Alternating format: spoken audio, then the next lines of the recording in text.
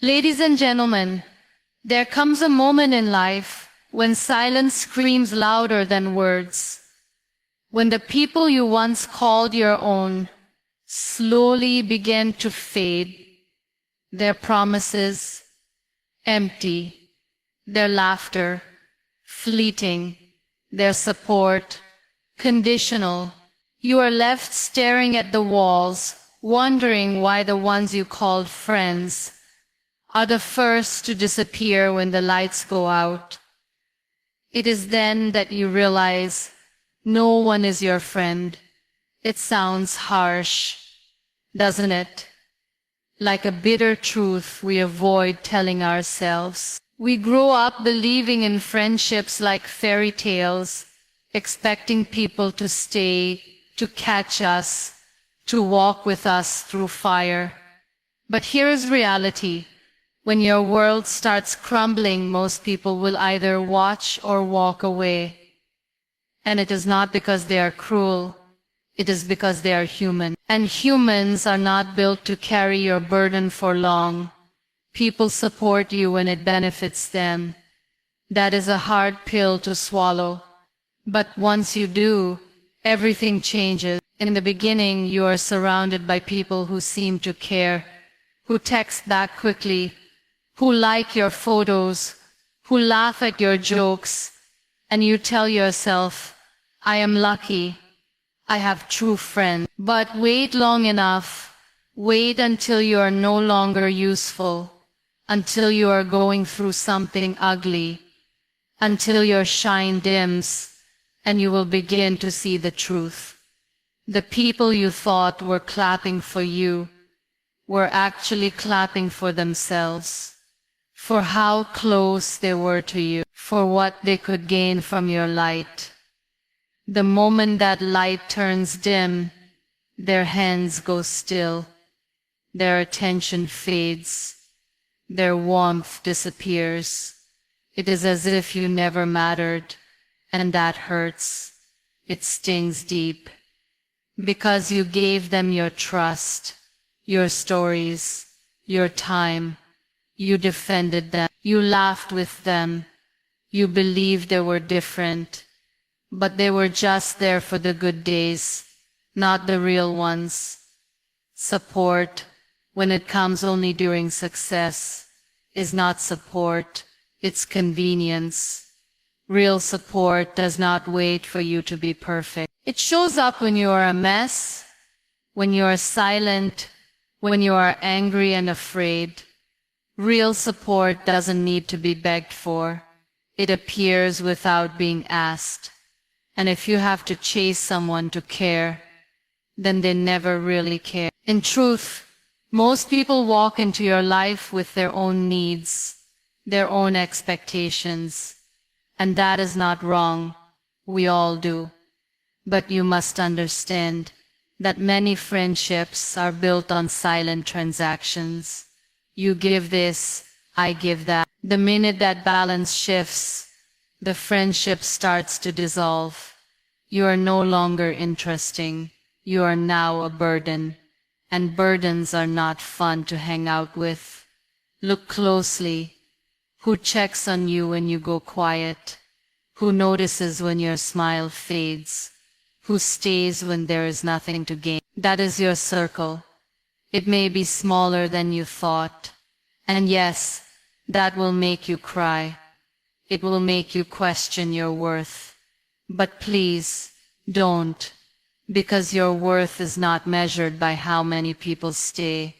It is measured by how you rise when they leave. You are not meant to be everyone's solution.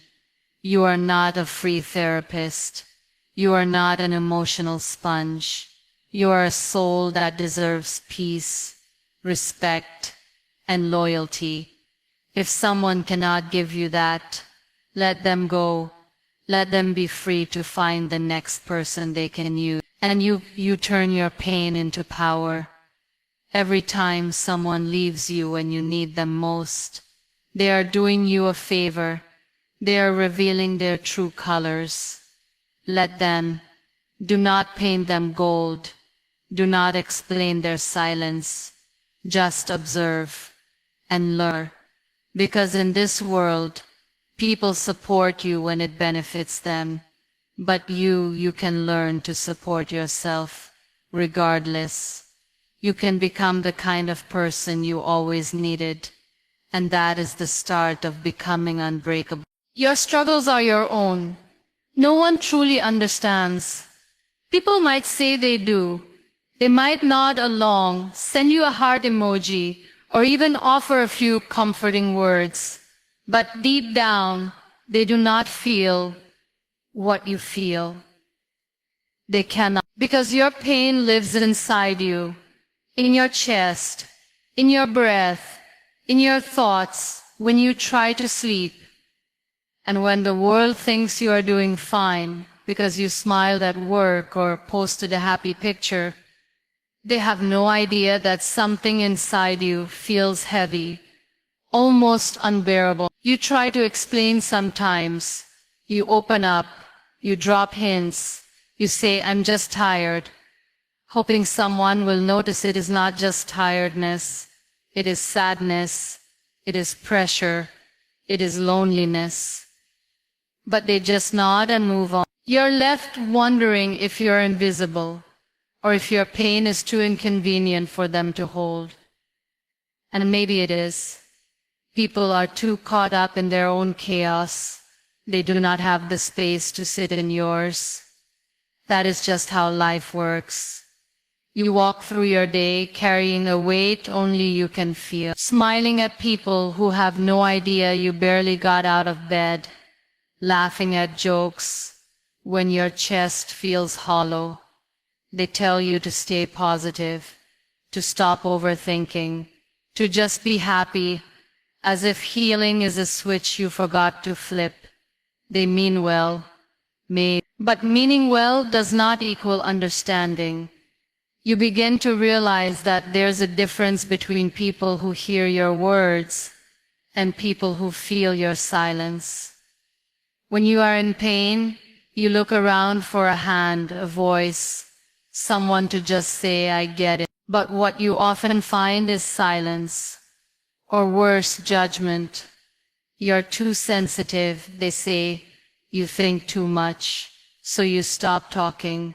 You shrink, you bottle it up. And that's where it gets dangerous. Because now you are not just fighting your demons, you are doing it alone, in a room full of people. Alone, even when someone's sitting next to you. You start to learn that being strong is not about hiding the pain. It is about walking with it, about waking up and doing what you need to do, even when your heart is tired. You realize that waiting for someone to come save you is a game you will always lose. No one can fix you. No one can feel exactly what you feel. You are the only one who can hold your own broken pieces and try, even with shaky hands, to rebuild. This is not about bitterness. It is about truth. It is about accepting that you will go through things in life that no one else will fully grasp.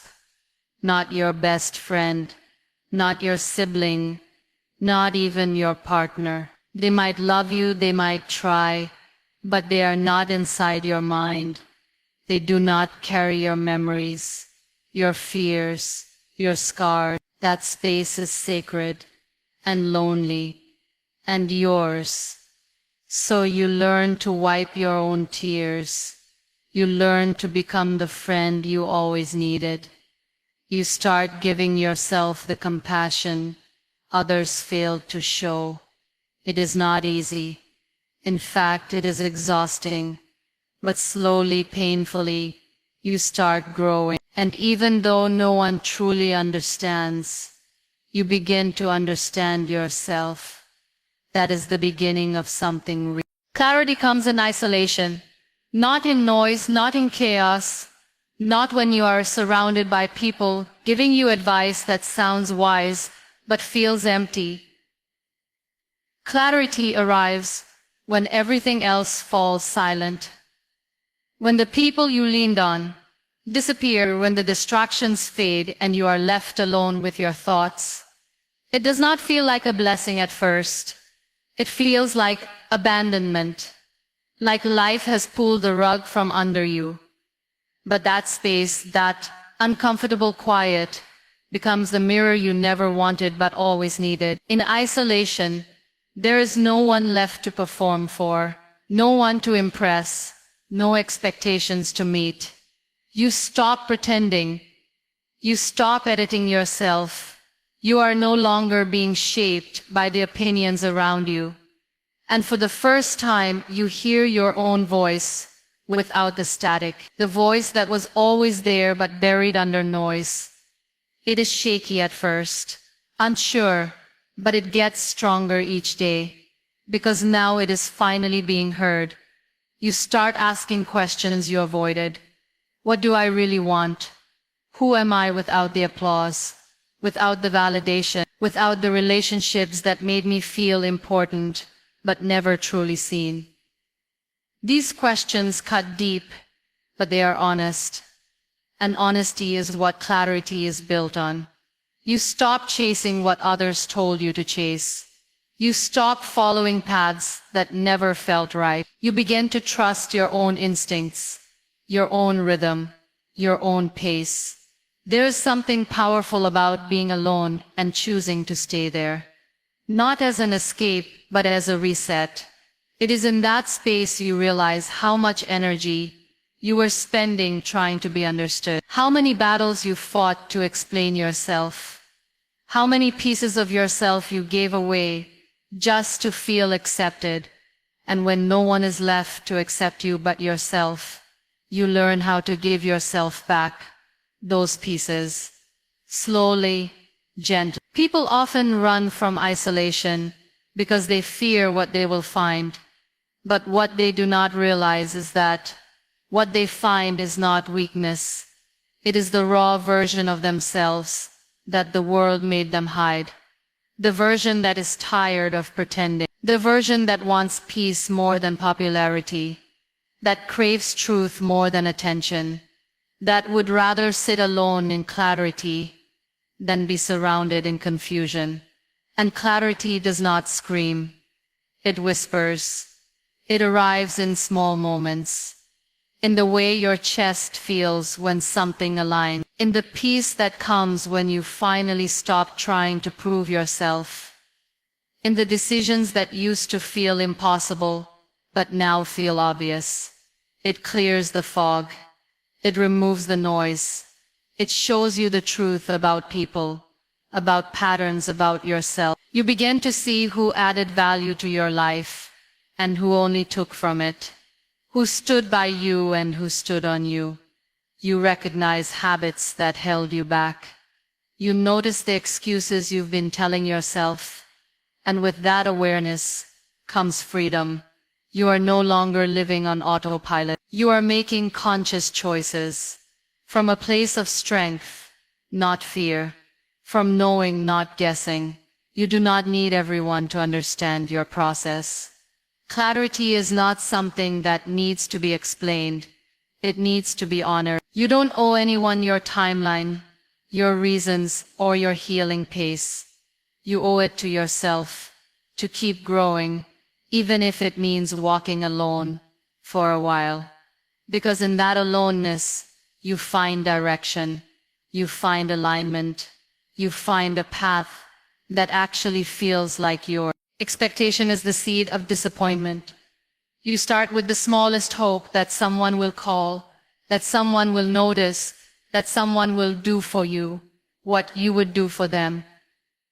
And when they don't, when silence meets your need, it doesn't just hurt, it breaks something inside you, because it was never about grand gestures. It was about the little things. A message, a gesture, a moment of care.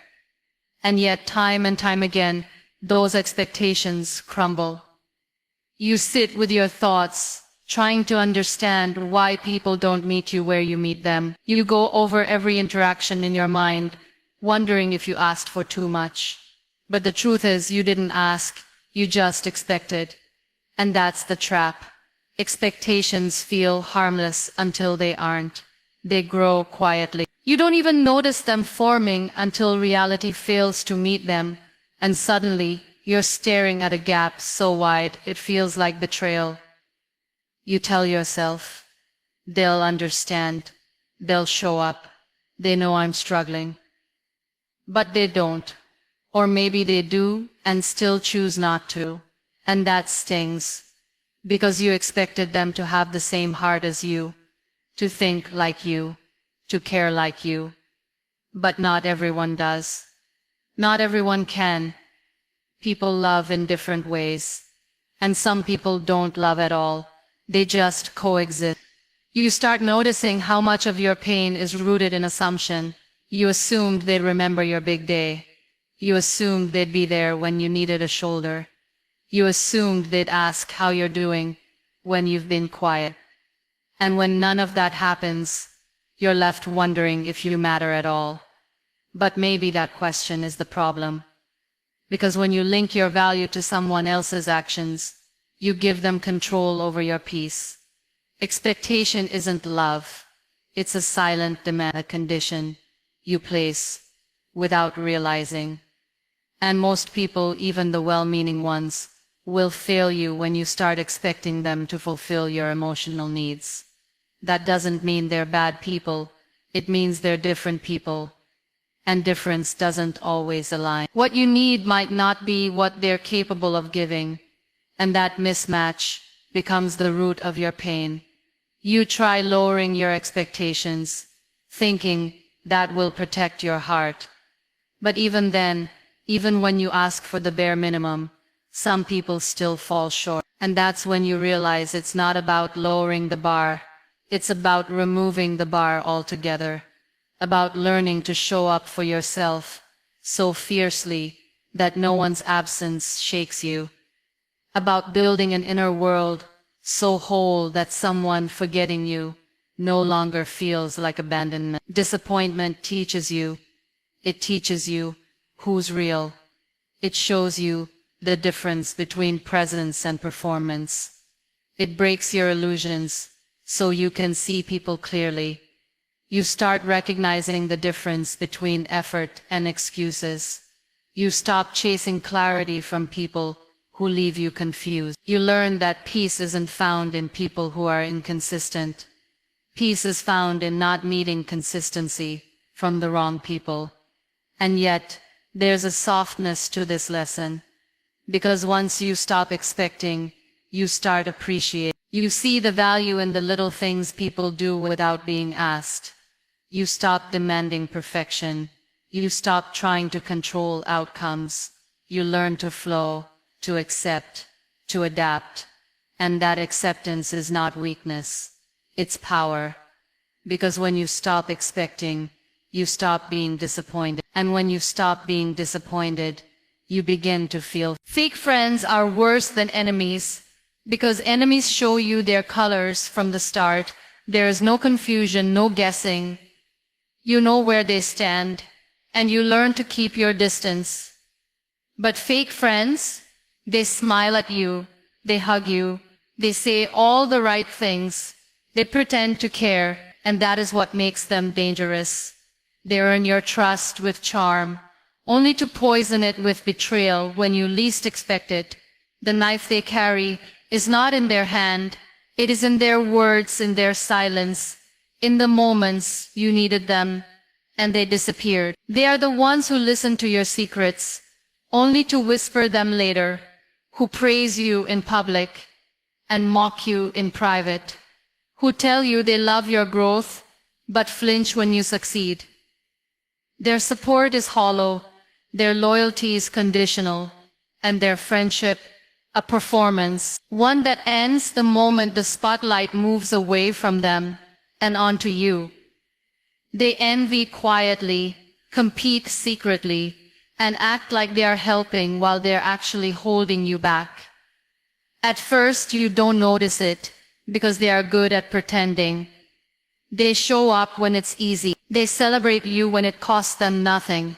But the second you fall, the second you need depth instead of decoration, they vanish. Or worse, they stay, but drain you. They take and take and take, but give nothing real in return. They're only around when you are convenient, when your energy is high, when your name carries weight. Once that changes, so does their behavior. What makes fake friends worse than enemies is the confusion they create. They make you question your instinct. You think, maybe I'm imagining things, maybe I'm being too sensitive, because they're so good at pretending. They gaslight you with politeness. They disguise manipulation as kindness. And all the while, they erode your confidence, your clarity, your peace. It becomes exhausting to keep wondering where you stand. With enemies, at least you know, but with fake friends, you live in constant uncertainty. They will mimic your dreams, copy your words, and compete with you in silence. But if you call it out, they act innocent. They tell you you're overthinking. They use guilt to keep you quiet. They make you feel like the villain for setting boundaries. And that's how they win. Not by overpowering you, but by weakening you from within. By using your trust against you. But then comes the moment you finally see them clearly. Maybe it's a small betrayal. Maybe it's the way they laughed when others mocked you. Maybe it's how they never clap when you win. Whatever it is, something clicks, the mask slips, and you are done. Not out of hate, out of clarity. You stop explaining yourself. You stop chasing their approval. You stop keeping space for people who never respected your presence. The worst part is not losing them.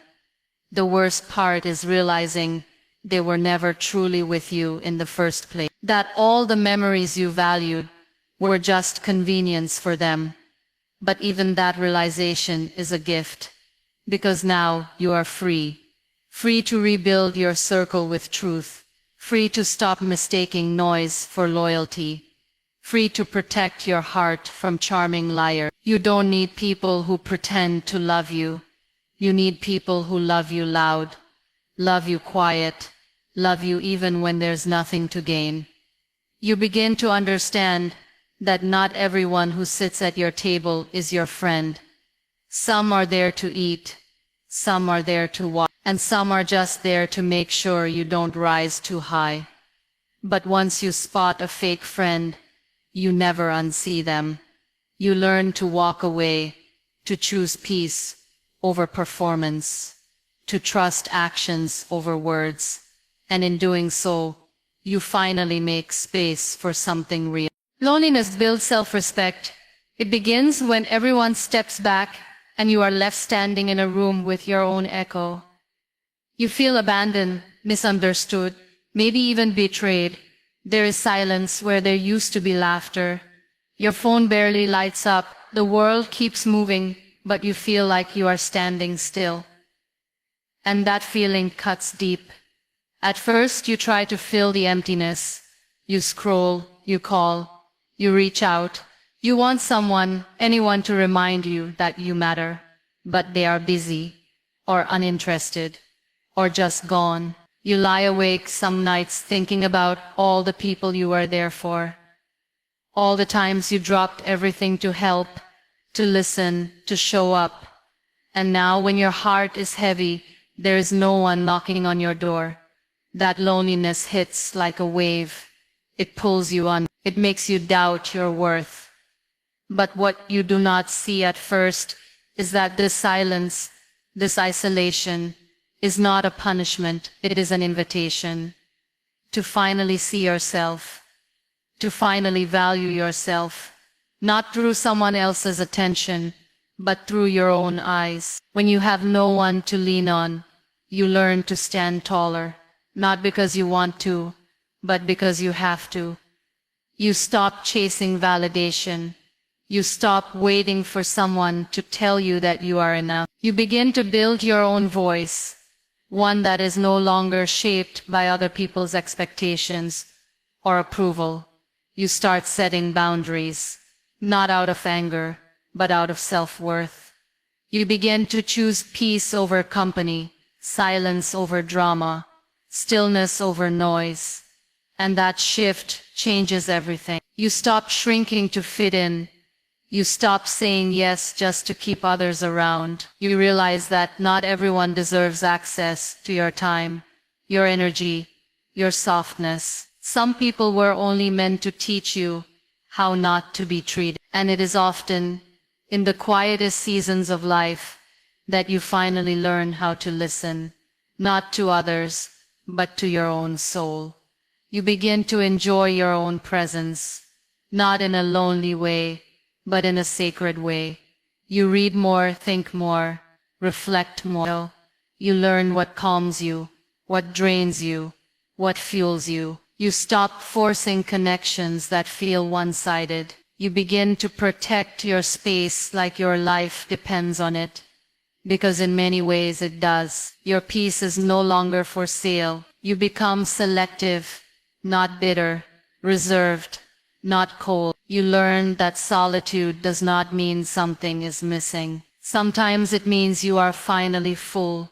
The more time you spend with yourself, the more you start to love who you are becoming. And with that love comes respect, a respect that says, I won't tolerate being you. I won't allow myself to be someone's second option. I will not stay in places where I am merely convenient. That kind of self-respect doesn't scream. It simply walks away. It chooses better. It waits for better. It creates better. And people notice the shift. They feel the distance. They say you've changed, but you haven't changed. You've just awakened. You've just started loving yourself in ways you used to beg others to. You don't need the noise anymore. You don't crave the spotlight. You are not interested in superficial friendships or temporary comfort. You've tasted something deeper, the power that grows in silence, the dignity that forms in loneliness, the strength that comes from being your own. The loudest cheerleaders are often the first to leave. In the beginning, their energy feels electric. They clap the hardest when you win. They hype you up in front of others. They post about you, tell people you are amazing, and say they are proud of you. And it feels real. It feels like you have finally found people who will stay through everything. But slowly, without warning, that volume starts to fade. Their voice isn't as loud. Their presence isn't as strong. Their excitement dulls. And one day, they are just gone.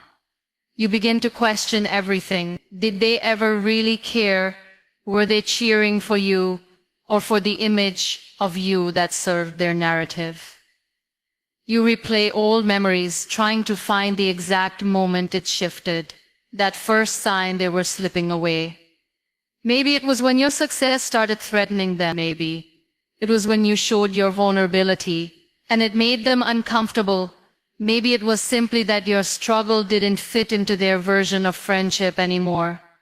People love you when you are rising. It's exciting to be close to someone who is doing well. There's attention, there's positivity, there's light. But when that light dims, when you start facing obstacles, when life gets messy, many of those same people go silent. Because clapping is easy. Standing beside someone in silence, in pain, in darkness, that requires, and not everyone has it. It is heartbreaking to realize that some of your loudest supporters were only ever seasonal, that their energy was real, but temporary, that they only loved you when loving you was easy. The moment things got hard, they backed away. Slowly, or sometimes all at once, they stop responding. They cancel plans. They say you've changed as if growth is a betrayal. But maybe you didn't change. Maybe they just never really saw the real you in the first place. You start to recognize the pattern. The ones who praise you publicly are often the same ones who vanish privately. The ones who flood your comments disappear from your inbox when you need them most. It's confusing, because their words were genuine ones, or so you thought. But maybe they were never cheering for your soul. Maybe they were cheering for your success, for your shine, for what being around you did for them. And when that no longer served them, the applause stopped. It's not about blaming them. It's about understanding human nature. People are drawn to the spotlight, to success, to energy that feels good. But when that energy turns into tears, pain, setbacks, they don't know how to handle it. They don't know how to support without being seen. So they leave. And it hurts, not just because you miss them, but because you trusted them. You believed their claps meant something deeper. Eventually, you stop expecting loyalty from volume. You stop trusting noise. You start noticing the quiet ones, the ones who never made a big show, but always checked in. The ones who don't shout about you online, but show up offline when it matters. Those are your people, the real ones. The ones who don't need a front row seat to stay close. But until you learn this, you will face many heartbreaks. You will mistake performance for presence. You will confuse excitement for commitment. And that is okay.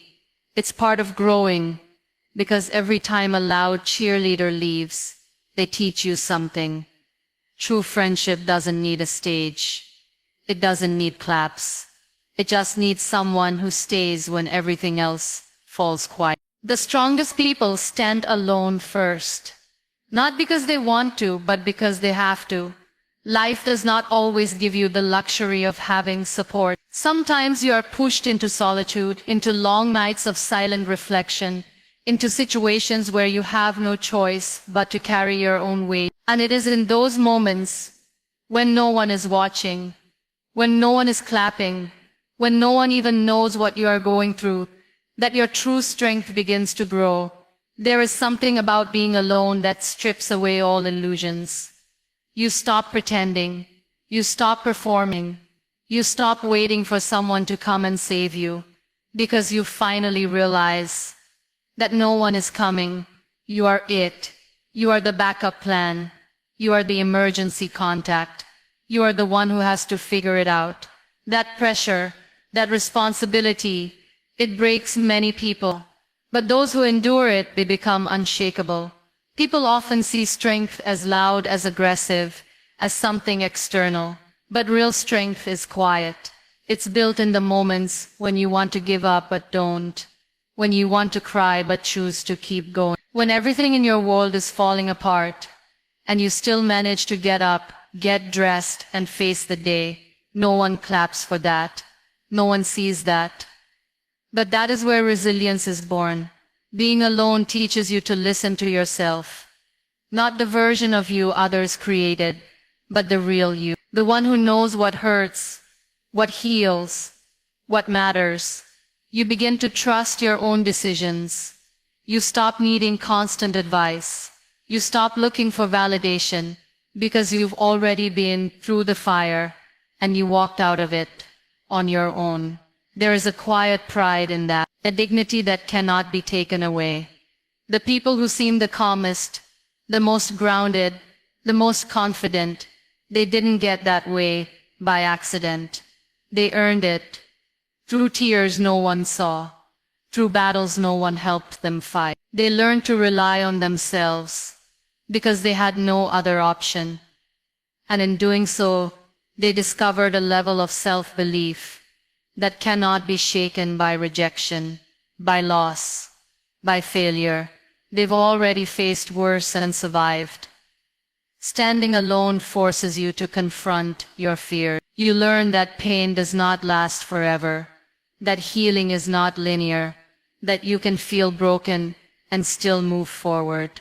You learn to enjoy your own company, to create peace in your environment, to protect your energy. You start letting go of people who drain you, even if you once loved them deeply, because now you respect yourself too much to be surrounded by anything less than genuine. And once you've stood alone, really stood alone, not just physically but emotionally, something changes. You are no longer afraid of silence. You are no longer desperate for company. You are no longer willing to beg for support. You understand your value. You know what you bring to the table, and that changes the way you let people treat you. Strength built in solitude is a different kind of power. It does not need applause. It does not seek approval. It just is. It walks into rooms with quiet confidence. It doesn't compete.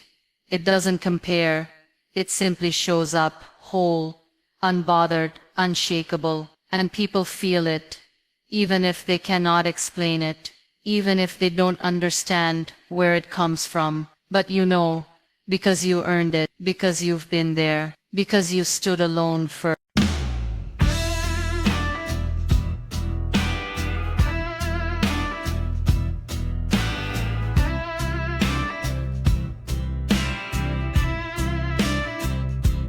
God forgive me for the things I've done, and the fire I still run from.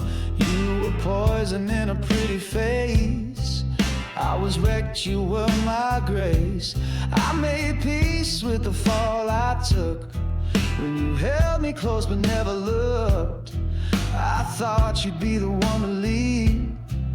Turns out it was me. Now baby, I'm gone, and I'm never turning back around. I'll be the shadow you made that won't back down. You'll see me in your sleep, like the truth you never speak. Yeah, baby, that's what you did to me.